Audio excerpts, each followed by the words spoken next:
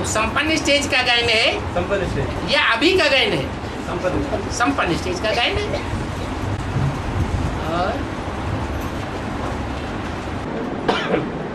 बाबा महाभारत में जब दिखाते हैं पार्थ और कर्ण को लड़ाई हो रहा है पार्थ अर्जुन पार्थ और कर्ण अर्जुन और कर्ण की जब लड़ाई होती है, कर्ण का उनका रथ गिर जाता है। गिर जाता है। इधर ऐसे कैसे ये शूटिंग होता है? शूटिंग होता है ब्राह्मणों की दुनिया में। कर्ण, कृष्ण और कृष्ण, इनकी राशि मिलती जुलती है या नहीं है? है? मिलती जुलती है।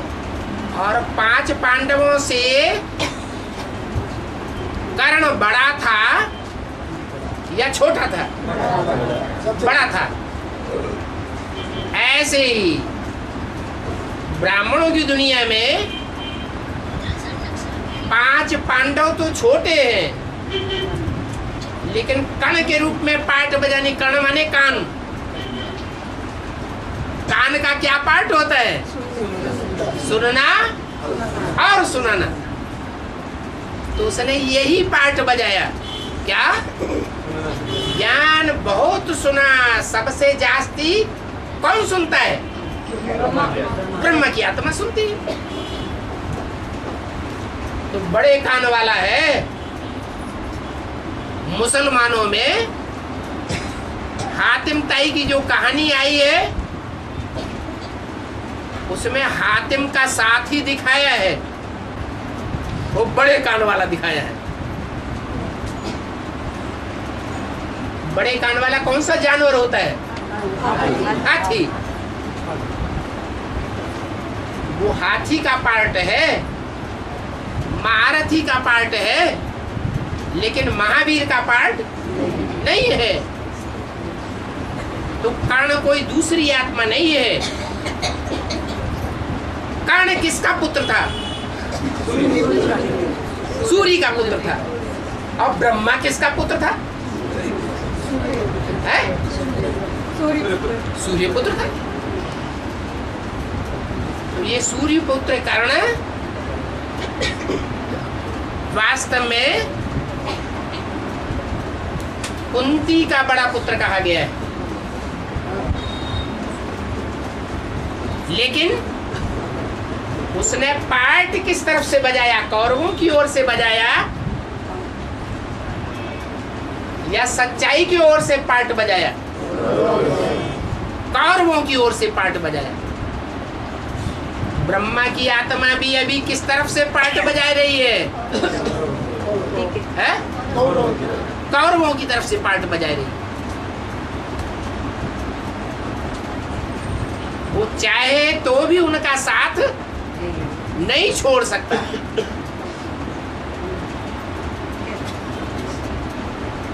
तो कर्ण वाली आत्मा कहो, कृष्ण वाली आत्मा कहो, उसने 68 में शरीर छोड़ा।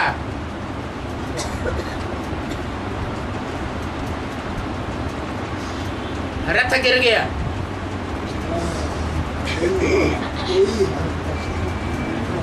रथ धराशायी हो गया। और जो राम वाली आत्मा या अर्जुन वाली आत्मा, वो रथ पर विराजमान थी।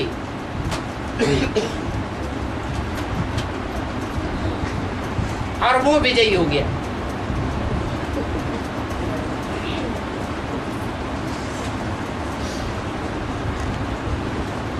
रथों में भी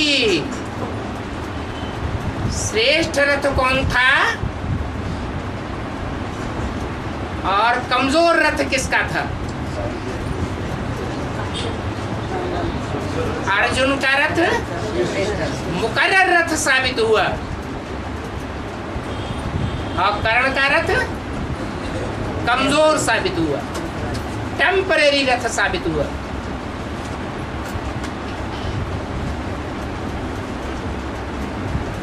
बाकी दानवीर था कौन? कर्ण। माने ब्रह्मा बाबा दानवीर नहीं थे, हैं? थे। ब्रह्मा बाबा दानवीर थे और अंत तक दानवीर रहे। यहाँ तक कि जब कलकत्ते की दुकान का बंटवारे की बात आई तो ब्रह्मा बाबा ने भागीदार से एक भी पैसे का हिसाब नहीं लिया, जो उसने दे दिया सो ले लिया। नहीं तो राम वाली आत्मा को एक एक पैसे का हिसाब देना चाहिए था, लेकिन दोनों पार्टियों के बीच में झगड़ा हो गया और वो हिसाब नहीं दिया गया। तो राम वाली आत्मा को गरीब घर में जन्म मिलेगा, कंगाल घर में जन्म मिलेगा, कंगालों के गांव में जन्म मिलेगा या साहूकारों के यहाँ जन्म मिलेगा? कंगालों के यहाँ जन्म मिलेगा। और महारथी और महावीर में फर्क है।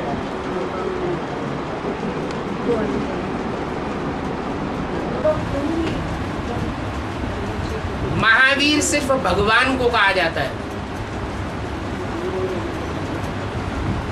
हिंदुओं में महावीर हनुमान को कहा जाता है। जैनियों में महावीर अंतिम तीर्थंकर को कहा जाता है। वास्तव में हिंदुओं के जो 24 अवतार माने गए हैं उनको ही जैनियों ने फॉलो करके 24 तीर्थंकर बनाए लिए। नहीं तो 24 भगवान भी नहीं होते और 24 तीर्थंकर भी नहीं होते। एक ही असली तीर्थंकर है जिसको महावीर कहा जाता है। जो महारथी होते हैं वो हाथी के समान पुरुषार्थ करने वाले होते हैं।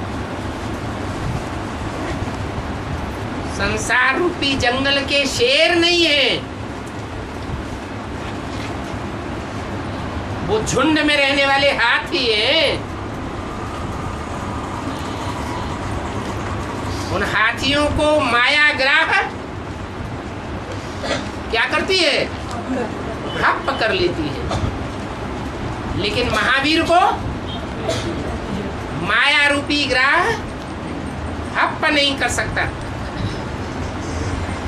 वो महावीर एक ही होता है और महारथी ढेर के ढेर होते हैं जो संगठन बना करके रहते हैं।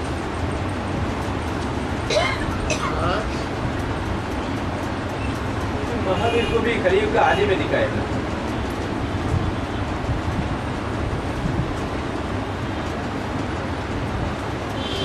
जैनियों में महावीर को 2500 साल पहले बताया है।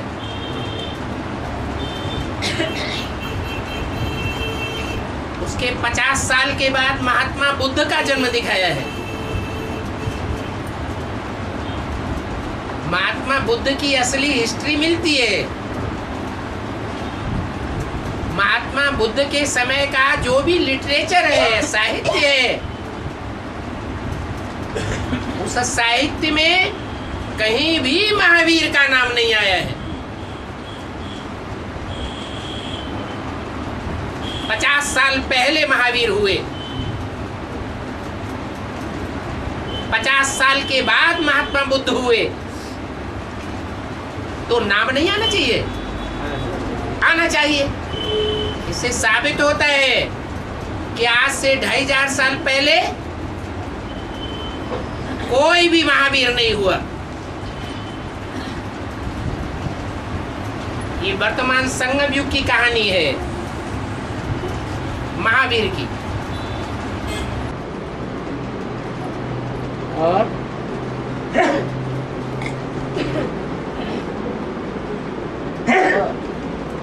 बाबा अंतिम क्वेश्चन।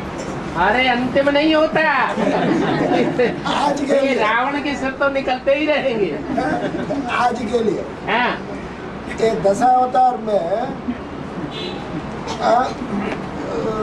बाबा बोलते हैं रामकृष्ण को छोड़ करके बाकी सब जनरल अवतार। हाँ जी, मतलब कि ये वामन और परशुराम वो भी मनुष्य रूप में दिखाता है ना। जो 52 अंगुल है, 5 अंगुल, 5 अंगुल, 10 अंगुल, फिर 5 अंगुल, ऐसे करके सिर्फ कितने 52 अंगुल का कितना हुआ? वामन छोटा सा हो गया। वास्तव में इतना कोई मनुष्य होता नहीं है।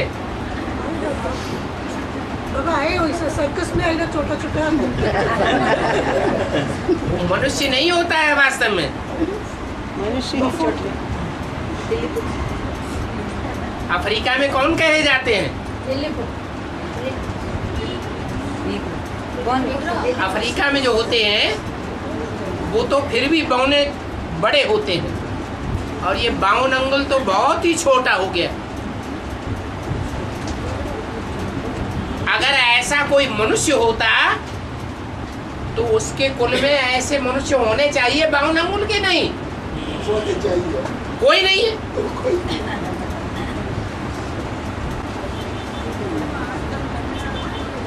पहले उन्होंने अगला प्रश्न कर दिया, अंतिम है ही नहीं। हाँ बोलो। है? अच्छा, एक एक का अंतिम होगा तो ये अंत होने वाला नहीं है। हाँ आजकल का दिन बाबा तमिलनाडु में क्यों नहीं पधारते? है? आजकल का दिन तमिलनाडु में बाबा क्यों नहीं आते? अब तमिलनाडु सिर्फ सेलम में ही नहीं है,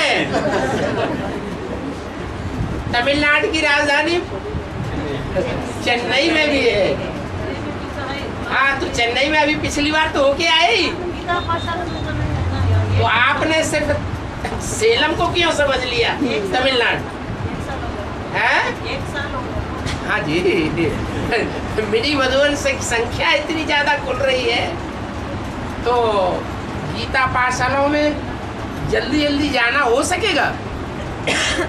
मिनी मधुबनों की संख्या ही 20-21 हो गई,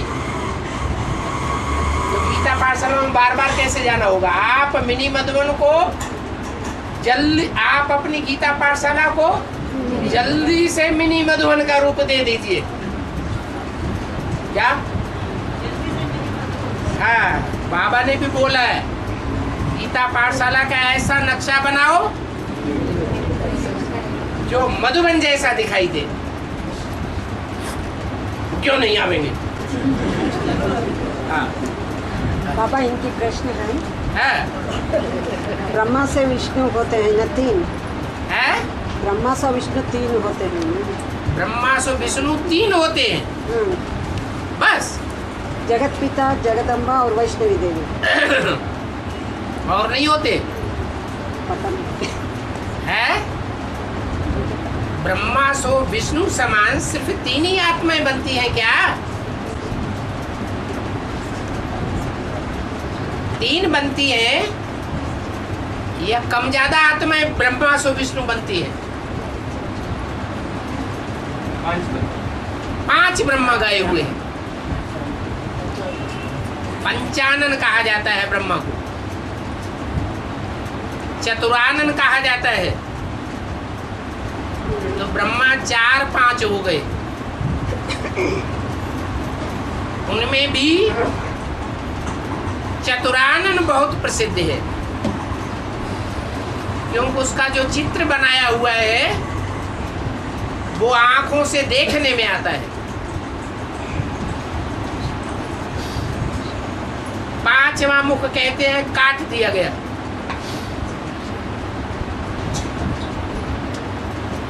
देवान अलग कर दिया और आत्मा सिर अलग कर दिया।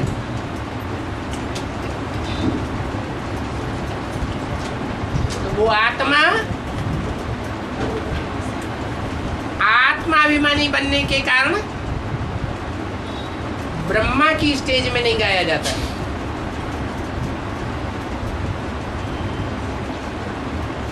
शंकर की स्टेज में गाया जाता है और चित्रण किया जाता है। शंकर का जो विराट रूप है उसमें कितने मुख दिखाई जाते हैं? 5 मुख दिखाई जाते हैं। तो जो विष्णु का चित्र है उसमें 4 भुजाएं 4 आत्माओं के पार्ट की सूचक है। और अव्यक्त वाणी में बोला है ब्रह्मा की भुजाएं विख्यात हैं। तो भुजाएं बाप के बिना कर्तव्य नहीं कर सकती। भुजाओं को चलाने वाला है तो भुजाएं चलती हैं। भुजाएं स्वयं निर्जीव होती है या चैतन्य होती है? भुजाएं सिर्फ भुजाएं, सर उड़ा दिया जाए। भुजाएं निर्जीव होती हैं और अगर उनको चलाने वाला है तो सजीव है। तो जो विष्णु का चित्र है उसमें राम वाली आत्मा चलाने वाली बन जाती है। विष्णु का सिर है और बाकी 4 भुजाएं ब्रह्मा के साथ सरस्वती और जगदम्बा के साथ लक्ष्मी। ये 4 भुजाएं चलने वाली है। चलाने वाला कोई 5वीं आत्मा अलग है। इसलिए 3 ब्रह्मा नहीं है। कितने हैं? 5 ब्रह्मा के रूप में पार्ट बजाने वाली आत्माएं होती है। पापा इनके प्रश्न है, जगदम्बा शरीर छोड़ती है, ब्रह्मा को विष्णु कैसे करते हैं? जगदम्बा जो है उसका अर्थ ही है जगत की अम्बा। और ब्रह्मा का अर्थ क्या है? ब्रह्मा ने बड़ी से बड़ी माँ। तो दुनिया की बड़ी से बड़ी माँ प्रैक्टिकल में कौन है? कहाँ ब्रह्मा बाबा हुए? ब्रह्मा बाबा तो 68 में ही शरीर छोड़ दिया। सारी दुनिया ने उनको अम्मा के रूप में कहाँ पहचाना? सारी दुनिया जिसको जगदम्बा के रूप में स्वीकार करे वो कौन? वही ब्रह्मा की सोल जो 68-69 में शरीर छोड़ती है और कोई माता के चोले में प्रवेश करती है। तब जगदम्बा के रूप में उसकी मूर्ति पूजी जाती है। नहीं तो पुरुष चोला होने के कारण, दाढ़ी मूछ वाला होने के कारण ब्रह्मा की पूजा नहीं होती है। तो दोनों अलग अलग हैं या एक ही है? पाटदारी एक ही है। उसको जगदम्बा कह दो, उसको ब्रह्मा कह दो। वही जगदम्बा जब स्वभाव संस्कार से तब्दील होकर के विजयमाला की हेड लक्ष्मी के समान बनती है, तो दोनों के संस्कार मिलने के कारण उसको महालक्ष्मी कहा जाता है।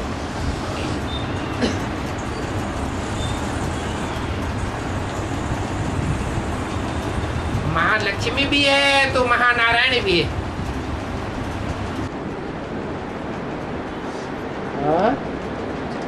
द्वापर में जैसा अभी कहा गया नारद दूसरा नारायण नारायणी होते हैं, उनका माँ बाप होते हैं योग माया। और तो उनका माँ बाप है उनके माँ बाप योग माया नहीं होते हैं, उनके माँ बाप के माँ बाप बीज रूप का भी माँ बाप है। जो इस्लाम धर्म का बीज रूप पहले का आप ये बताइए, पूछना क्या चाहते हैं? अभी दूसरा नारायण नारायणी तो इस्लाम धर्म के आधारभूत को कहा गया ना, आधारभूत। हाँ जी, तो उनका माँ बाप को कहा गया ना माँ योग माया। हाँ, उनके माँ बाप यानी उनको जन्म देने वाले हाँ, माँ जो होती है वो योग माया है। हाँ। हाँ, तो उनका माँ बाप जो होता है वो राम की आत्मा है क्या? हाँ जी, परदादे। हाँ, हाँ, परदादे माना ग्रैंडफादर ही तो है ना। ग्रैंडफादर का भी बाप, ग्रेट ग्रेट ग्रैंडफादर तो कैसा 2 जनरेशन हुआ? है। 2 जनरेशन हुआ। 3 जनरेशन हो गई। एक नारायण वाली जनरेशन, हाँ, एक नारायण को जन्म देने वाली जनरेशन, हाँ। और जन्म देने वाले की भी जन्म देने वाली जनरेशन। तो जन्म देने वाले की जो जनरेशन है वो योग माया। हाँ जी, उनका भी माँ ना बाप। जो नारायण को जन्म देने वाली माँ है हाँ। वो योग माया।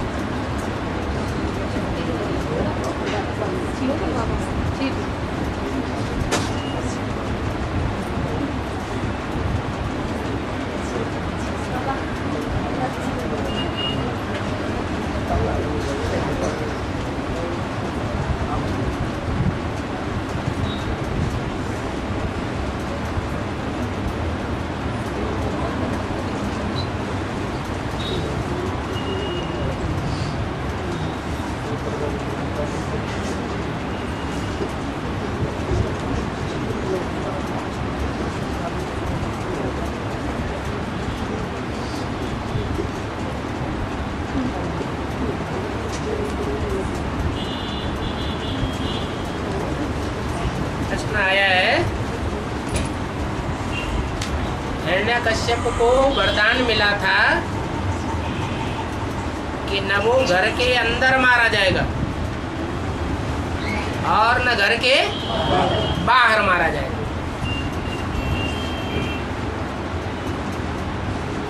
अब हिरण्यकश्यप है कौन ब्राह्मणों की दुनिया में?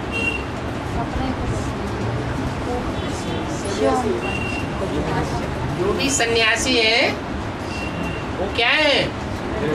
हिरण्यकश्यप हैं।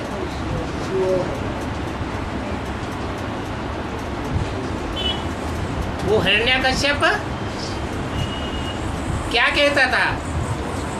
भगवान कोई नहीं होता है, भगवान सिर्फ मैं ही हूँ, मेरी पूजा करो।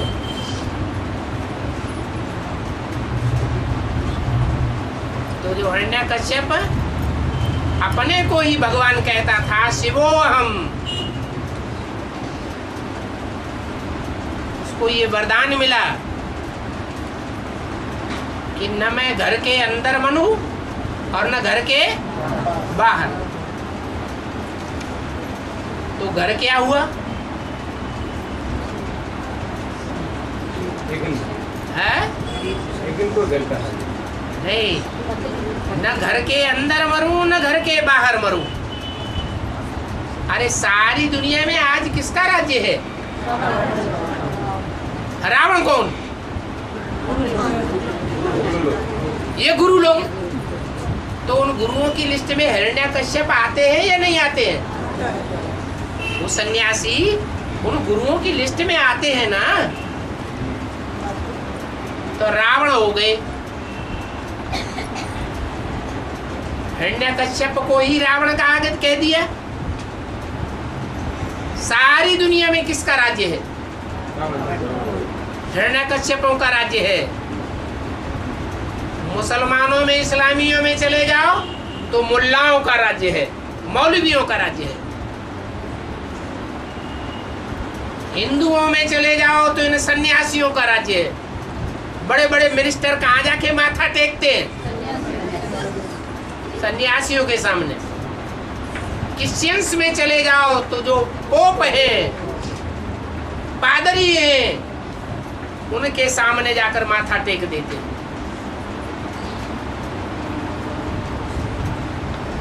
तो ये रावण का राज्य सारी दुनिया में फैला हुआ है।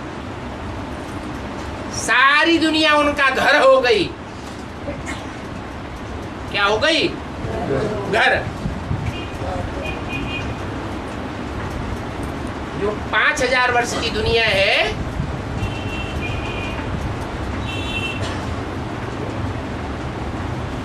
उस दुनिया में 2500 साल इन रावणों का राज्य चलता है। ये 500 करोड़ की दुनिया उनका घर है। कहीं भी उनकी विजय ही विजय है। वहां कोई उनको नहीं मार सकता। और घर के बाहर क्या है? इस दुनिया के बाहर क्या है?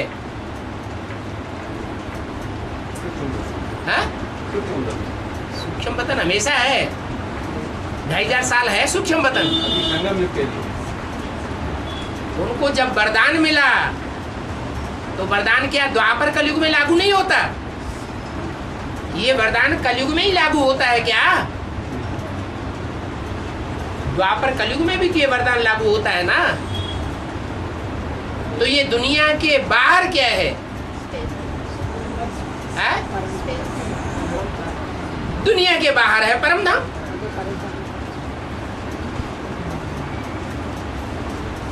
न वो इस दुनिया में मरते हैं, न परम धाम में मरते हैं।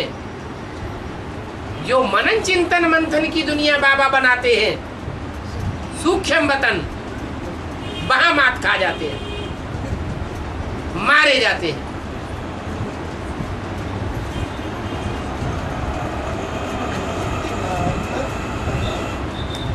और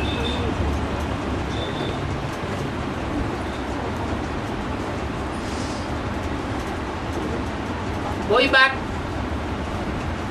न जमीन में मेरे को कोई मार सके, न आकाश में कोई मेरे को मार सके।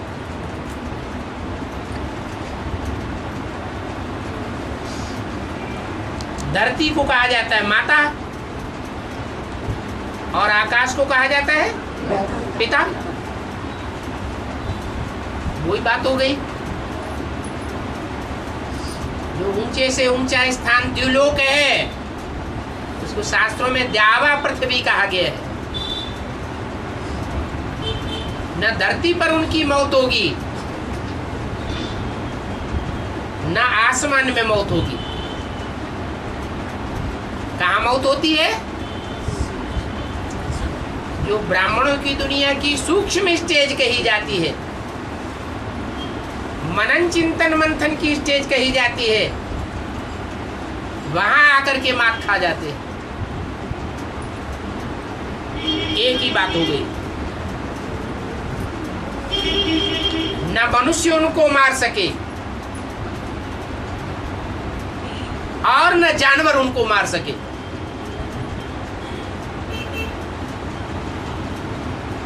मनुष्य मन वाले को कहा जाता है,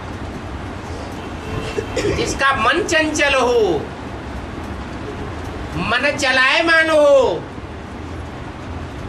बिंदु रूप की स्टेज में टिकने वाला न हो। ऐसे मनुष्य कोई उनको नहीं मार सकते और जानवर भी नहीं मार सकते। जानवरों को तो अकल होती ही नहीं। मनुष्यों में भी जानवर जैसे होते हैं, उनको जानवर कहो, राक्षस कहो। वो जानवर संप्रदाय, राक्षस संप्रदाय उनके मौत के कारण नहीं बन सकते। कौन बनता है? वो बनता है उनकी मौत का कारण जो मनुष्य नहीं होता है। जानवर भी नहीं होता है, जानवरों की तरह खूंखार जानवर भी नहीं होता है। कौन होता है? नरों के बीच में सिंह के समान पार्ट बजाने वाला नरसिंहावतार कहा जाता है। जैसे शेर इस संसार रूपी जंगल में एक ही दहाड़ मारने वाला होता है, जिससे जंगल के सारे प्राणी घबरा जाते हैं। तो ऐसे नरों के बीच में संसार रूपी जंगल में ज्ञान की ऐसी दहाड़ मारने वाला न वो जानवर है और न वो मनुष्य है, उसके द्वारा मारा जाता है। गीता में भी यही दिखाया है। महाभारत में भीष्म पितामह इसके द्वारा मारे गए हैं। शिखंडी तो बीच में था, मारा किसने? अर्जुन ने मारा। अर्जुन ने भी नहीं मारा। वास्तव में अर्जुन के अंदर बुद्धि किसकी काम कर रही थी? भगवान की बुद्धि। कृष्ण तो नाम दुनिया वालों ने रख दिया है।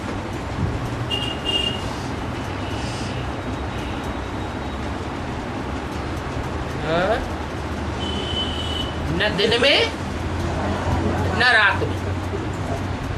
सतयुग त्रेता रूपी दिन है ब्रह्मा का, और द्वापर कलयुग रूपी ब्रह्मा की रात है। न सतयुग त्रेता में मारा जाता, वहां तो हिरण्यकश्यप होता ही नहीं, मारा जाने का सवाल ही नहीं। और द्वापर कलयुग रूपी रात जो ब्रह्मा की गाई हुई है, उसमें भी वो मारा नहीं जाता। दिन दूना रात चौगुना प्रभाव उसका बढ़ता ही जाता है संसार में। कब मारा जाता है? जब संगम होता है रात और दिन का, तब मारा जाता है। ये पुरुषोत्तम संगम युग चल रहा है, जहां इन हिरण्यकश्यपों की मौत होती है।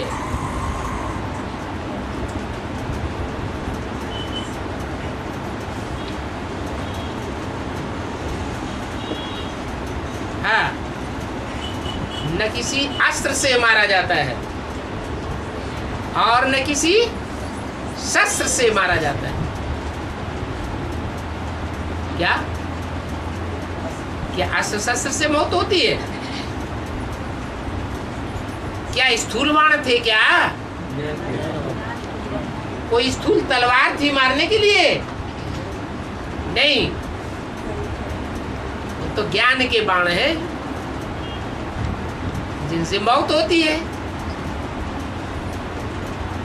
अनिश्चय बुद्धि रूपी मौत हो जाती है।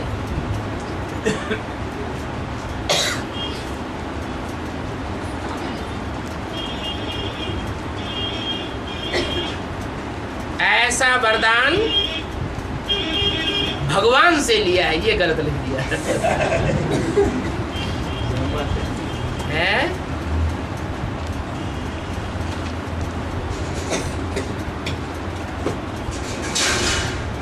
माता नाम लिखा है विशाल माता, विशालाक्षी माता। भगवान से वरदान नहीं मिलता हिरण्यकश्यप को। जितने भी विधर्मी हुए हैं, वो सब विधर्मी भगवान से डायरेक्ट पढ़ाई पढ़ते हैं, भगवान से दीक्षा लेते हैं, भगवान से वरदान लेते हैं, या गुरुओं से वरदान लेते हैं। चाहे वो चंद्रवंशियों में से हो, चाहे वो इस्लाम वंशियों में से हो। इस्लाम और मुस्लिम वंशी होंगे तो मुल्ला मौलवियों से वरदान लेते हैं, दुआएं लेते हैं। क्रिश्चियन वंशियों में से होंगे पोप और पादरियों से वरदान लेते हैं। अगर चंद्रवंश के होंगे तो ज्ञान चंद्रमा ब्रह्मा से वरदान लेते हैं। तो शास्त्रों में ब्रह्मा से वरदान लेते हुए दिखाया गया है हिरण्यकश्यप को। भगवान से वरदान नहीं मिलता है। बाबा ब्रह्मा भी जब शिव प्रवेश होता है तब तो ब्रह्मा कहा जाता है। शिव जब प्रवेश होता है तब तो ब्रह्मा कहा जाता है। ठीक बात है, इसलिए शंकर तो नहीं कहा जाता है, शंकर नहीं, शंकर नहीं कहा जाता। और इसलिए भगवान जो है जब इस सृष्टि पर आता है तो जिस बच्चे को आप समान भगवान भगवती बनाता है वही बाप समान कहा जाता है या ब्रह्मा बाप समान कहा जाता है। जो भगवान बनता है, भगवान भगवती का टाइटल लेता है, वही भगवान कहा जाता है। इसलिए नेक्स्ट टू गॉड ब्रह्मा को नहीं कहा, next to God Prajapita, next to God Shankar, next to God Krishna, next to God Narayan. Brahma को गॉड के नेक्स्ट नहीं कहेंगे, गॉड का वारसदार नहीं कहेंगे।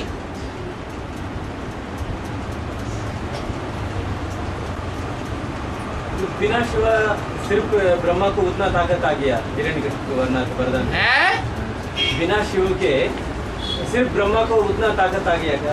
विनाश क्या? बिना शिव के, हाँ शिव के बिना हाँ सिर्फ ब्रह्मा को ही उतना ताकत है क्या वरदान देने के लिए? तो ब्रह्मा बनता कब है? ब्रह्मा कहा किसको जाता है? शिव प्रवेश करता है तो ब्रह्मा कहा जाता है। तो कम बात है क्या? ब्रह्मा के वाक्यों को पत्थर की लकीर कहा जाता है। ब्रह्मम वाक्यम जनार्दनम, कम बात है क्या? ब्रह्मा भी कोई कम हस्ती नहीं है। अगर बाप सर्वशक्तिवान है तो माया के साथ और कौन सा शब्द जुड़ा हुआ है? माया रावण भी सर्वशक्तिवान है। जैसे रावण को हाथों में वेद शास्त्र दिखाते हैं, वैसे ब्रह्मा के भी हाथों में वेद शास्त्र दिखाते हैं। रावण 10 मुख वाला है, तो रावण का बाप कौन है? रावण का बाप है देह अभिमान। देह अभिमान अभी भी जो देह अभिमान रूपी गधा है वो अभी भी पार्ट बजा रहा है किसी तन के द्वारा, कि बार बार ज्ञान जल से स्नान किया जाता है और बार बार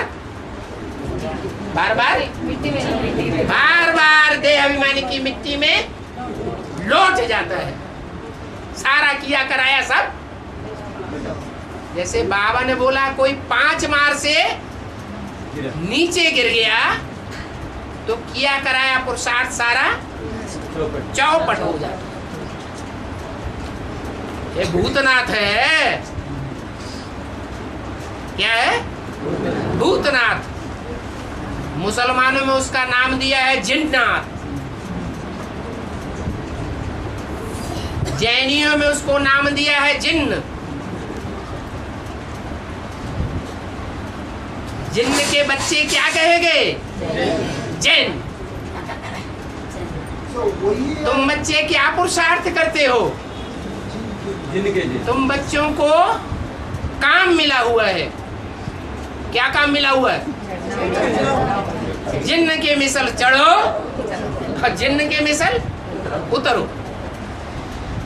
नहीं तो जिन्नात क्या कहता है? आ जाओ। मैं तुम्हें खा जाऊंगा।